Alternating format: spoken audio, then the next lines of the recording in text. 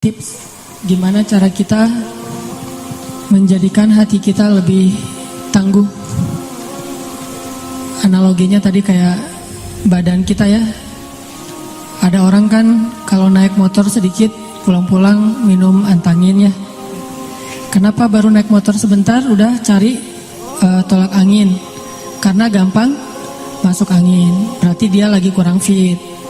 Ada orang baru jalan sebentar udah capek. Ada orang yang lari sampai berkilo-kilo biasa-biasa aja. Kadang kita baru ditolak sekali udah pundung kan. Ada orang yang ditolak berkali-kali terus saja dia mencoba kan ya. Nah, apa yang menjadikan kita gampang sakit? Karena fisik kita lagi lemah. Apa yang membedakan dengan teman kita yang jalan bareng tapi dia nggak sakit? Karena fisiknya lebih sehat, sering olahraga segala macam. Gitu juga dengan hati. Ada masalah yang sama dihadapi oleh dua orang yang berbeda.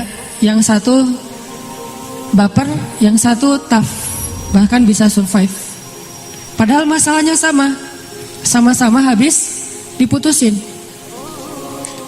Yang pertama habis diputusin bunuh diri, nggak mati pula kan itu. Jadi bunuh diri yang gagal gitu. Karena bunuh diri yang sukses nggak bisa dirayain.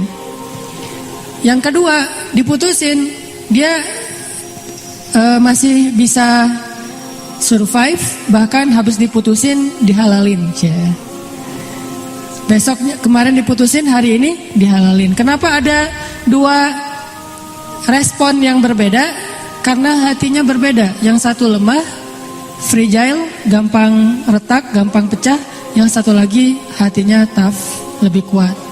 Dan kekuatan hati itu akan menentukan bahagia dan susahnya kehidupan kita.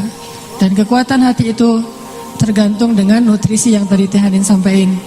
Apakah kita ngasih hanya junk food yang kita kira udah ngenyangin tapi nggak sehat, atau kita benar-benar ngasih real food yang kadang memang nggak sesensasi junk food.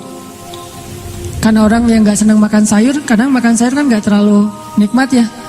Sedangkan yang makan makanan junk food, yang keripik-keripikan yang nggak terlalu sehat, kadang buat dia lebih seru gitu.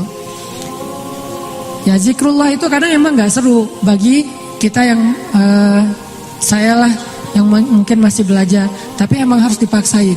Kayak kita maksain anak, bagi yang udah punya tetap ada catatan. Maksain anak kita buat makan sayur kan dipaksain banget tuh. Sampai sayur dibikin ada gambar boneka, sayur jadi bintang, jadi apa, jadi hewan gitu. Kenapa? Biar dia mau makan sayur. Dan kita juga maksain diri untuk memberi real food hati dengan zikir, dengan tilawah dan seterusnya. Ini akan buat hati kita kuat. Dan kalau hati kita kuat, begitu ada sedikit badai atau angin-anginan dalam hidup, gak gampang masuk angin hatinya teh. Kalau saya nambahin sedikit tips, sebelum teman-teman datang melamar, banyak-banyak zikir kepada Allah. Karena kalau ditolak akan kuat menerima kenyataan. Jangan melamar dalam keadaan hati lagi lalai. Itu ditolak benar-benar pulangnya itu gak ke rumah. Paling mending ke rumah sakit.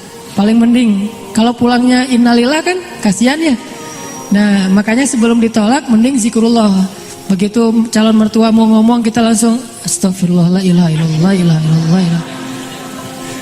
Pas dia bilang maaf, biarkan si mbaknya menyelesaikan sekolah dulu. Innalillah, astagfirullah, innalillah, astagfirullah. Kuatin aja zikir, karena makin kita hatinya kuat menerima kenyataan yang kadang-kadang memang nggak menyenangkan.